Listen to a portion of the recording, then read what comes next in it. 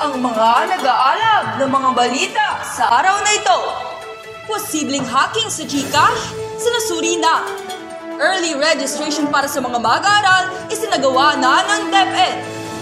GDP ng Pilipinas, pinakamabilis na lumago sa unang quarter. Flying voters, makakatakas nga ba sa hatol ng batas? At trade, pinatunayang siya pa rin ang hari ng men's 400-meter hurdles.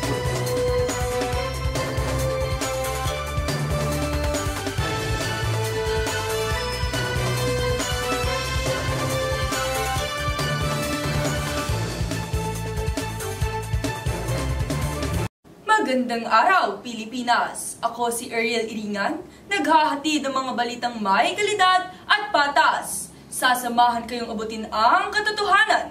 Ito ang Alpas, Pilipinas! Patuloy na iniimbestigahan ng National Privacy Commission ang posibleng hacking sa digital payment app na GCash matapos ang pagpalya nito ngayong May 8 hanggang 9. Tinatayang aabot sa 9 million pesos na pondo ang na-transfer mula sa GCash papunting Asia United Bank.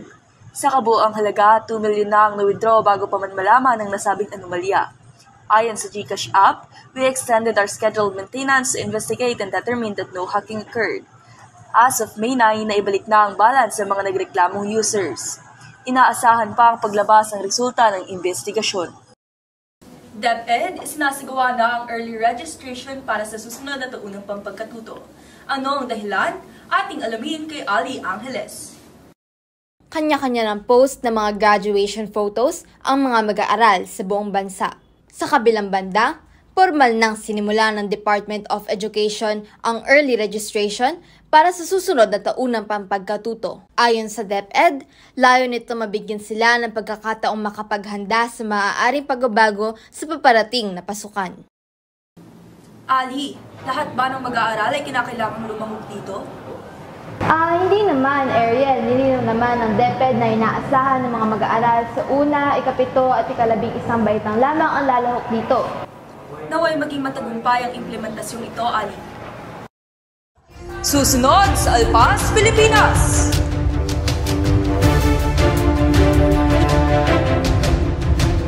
Alam niyo ba noong 2016, 45,512 ang mga health workers sa Pilipinas.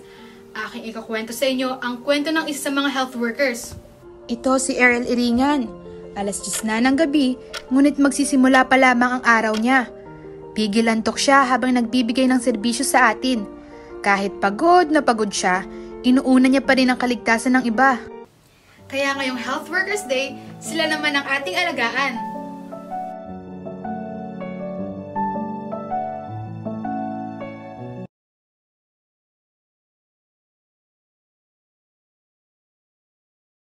Nakapagtala ng 6.4 na gross domestic product ang Pilipinas sa unang quarter ng taong ito.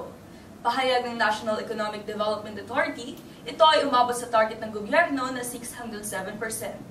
Bukod dito, pinakamabilis lumago ang Pilipinas ngayong quarter. Sinundan ng Indonesia, China at Vietnam.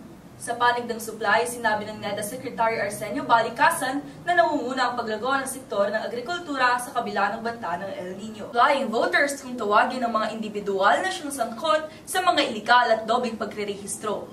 Ating tutukan ang iba pang mga detalye kay Natalie De Lemos. Walang pakpak, subalit malaibon kung lumipad ang dobleng boto ng ilang botante sa maraming presinto. Yan ang mga flying voters na tinuturing na malaking problema tuwing eleksyon. Tinitignan pa rin ang posibilidad na ang nasa likod ng suliraning ito ay ang mismong mga politiko. Kaya ang babala ni COMELEC Chairman Garcia, hindi makakatakas sa parusa ng batas ang mahuhuling nagsasagawa ng mga ganitong gawain. Pinabibisita na rin ni Senador Amy Marcos ang mga umiiral na election laws tulad ng Omnibus Election Code upang matuldukan ang mga anomalyang ito. Natalie De Lemos, nagmamatsyag para sa Alpas, Pilipinas. Pinatunayan ni Filipino-American Eric Trey na siya pa rin ang hari sa men's 400-meter hurdles matapos masikwat ang gintong medalya sa 32nd SEA Games kahapon. Kaul Tigas, magbabalita. Patuloy ang dominasyon ni Eric Gray sa SEA Games matapos makamit ang kanyang ika-6 na sunod na gintong medalya sa 400-meter hurdles event. Tinalo ni Gray ang mga pambato ng Thailand at Singapore sa bilis na 50.3 seconds para maibulsa ang kampyonato. All right. 6 champs, 6-0. You know, last year it was the year of Kobe. That was 5 for 5. And now it's 6, Jordan. So, just a little thing I got going with my coach. Matatanda ang unang nagkampyon, si Gray noong 2013 edition ng SEA Games sa Myanmar. At simula noon, nagtuloy-tuloy na ang kanyang pagtakbo para sa ginto. Sasabak pa si Gray sa ibang events at inaasahang madaragdagan pa ang gintong medalya nito. Kyle Tigas, maaasahan sa pampalakasan. At iyan ang mga nag-aalab ng mga balita sa araw na ito. Mula sa hindi lang mas pinalawak ng binabagtas, ako si Ariel Iringan, naghahain ng serbisyong may kalidad at patas. Para sa makabagong bukas, ito ang Alpas, Pilipinas.